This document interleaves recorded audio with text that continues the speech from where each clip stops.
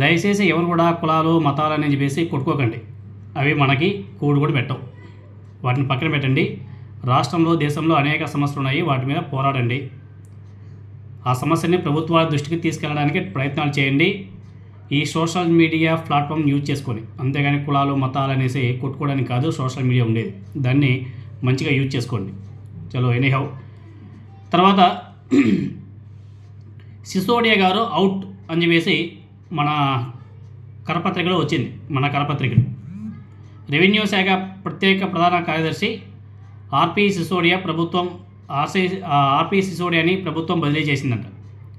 ఆయన మీద పలు ఆరోపణలు రావడంతో చేనేత జౌళి శాఖకు పంపుతూ ప్రభుత్వ ప్రధాన కార్యదర్శి నిన్న ఉత్తర్వులు కూడా జారీ చేశారంట. ఎవరికి తెలియదా, కానీ మన పత్రిక మాత్రం తెలిసింది. కూటమి ప్రభుత్వం వచ్చిన తర్వాత ఆయనకు కీలకమైనటువంటి రెవెన్యూ, అదేవిధంగా స్టాంప్స్ రిజిస్ట్రేషన్ శాఖలు అప్పగించింది.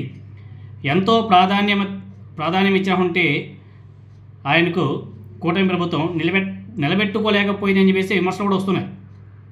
ప్రైవేట్ వ్యక్తుల దందాలకు ఆయన సహకరించాడు. కొంతమందిని తన పేసీలో కూర్చోబెట్టుకొని మరీ ప్రోత్సాహాలు కూడా ఇచ్చాడన్న ఆరోపణలు కూడా ఉన్నాయంట. ముఖ్యంగా తన కింద పనిచేసిన ఒక కీలక ఉద్యోగి వ్యవహారంలో ఆయన దురుసుగా వ్యవహరించారన్న విమర్శలు కూడా గట్టిగా ఉన్నాయంట. ప్రభుత్వ పెద్దలు ప్రత్యేకంగా నిఘా విభాగంతో విచారణ కూడా చేయించారంట. ఆ నివేదిక చూశాక ఆయన మీద క్రమశిక్షణా చర్యలకు సిద్ధమైన స్పెషల్ సిఎస్ స్థాయి అధికారి కావడంతో చేనేత జౌళి శాఖకు బదిలీతో సరిపెట్టినట్టు తెలుస్తుంది. అలాగే కొన్ని శాఖల అదనపు బాధ్యతల నుంచి కూడా ఆయన్ను తప్పించారని కూడా తెలుస్తుంది. భూ పరిపాలన ప్రధాన కమిషనర్, అదేవిధంగా ప్రత్యేక సిఎస్ జయలక్ష్మికి అదనంగా రెవెన్యూ శాఖ బాధ్యతలు అప్పగించారంట.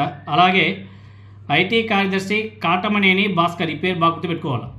కాటమనేని భాస్కర్ గారికి మానవ వనరుల అభివృద్ధి సంస్థ డైరెక్టర్ జనరల్గా ఆయనకి అదనపు బాధ్యత కూడా ఇచ్చారంట. అదేవిధంగా జగన్మోహన్ రెడ్డి గారి హయాంలో కీలకంగా వ్యవహరించినటువంటి కొంతమంది ఐఏఎస్ ఆఫీసర్లని కూటమి ప్రభుత్వం రాగానే పక్కన పెట్టేసింది. దాదాపు 10 మందికి పైగా పోస్టింగ్ ఇవ్వలేదు ఇంకా ఐఏఎస్ ఆఫీసర్లకి, అదేవిధంగా ఐపీఎస్ ఆఫీసర్లకి. జీఏడీలో రిపోర్ట్ చేయాలని చెప్పి సాధించింది. అప్పటి నుంచి వాళ్ళు పోస్టింగ్ కోసం వెయిట్ చేస్తున్నారు.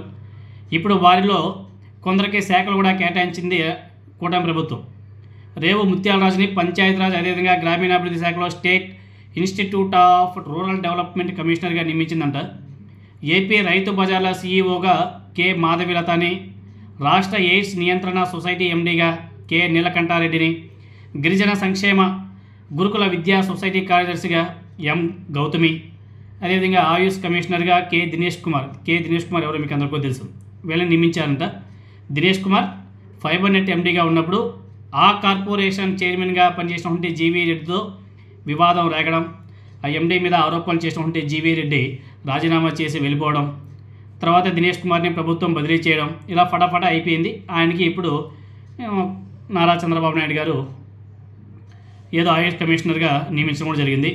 ఇక్కడ మెయిన్గా చెప్పాలంటే మన సిసోడియా గారిని కూటమి ప్రభుత్వం పక్కన పెట్టామంటే అది ఒకసారి ఆలోచన చేసినటువంటి విషయమే. అంటే కూటమి ప్రభుత్వంలో ఏ విధంగా అవినీతి జరుగుతుందో చాలా చాలా స్పష్టంగా వాళ్ళ కరపత్రికలను రాసి మరీ చూపిస్తున్నారు.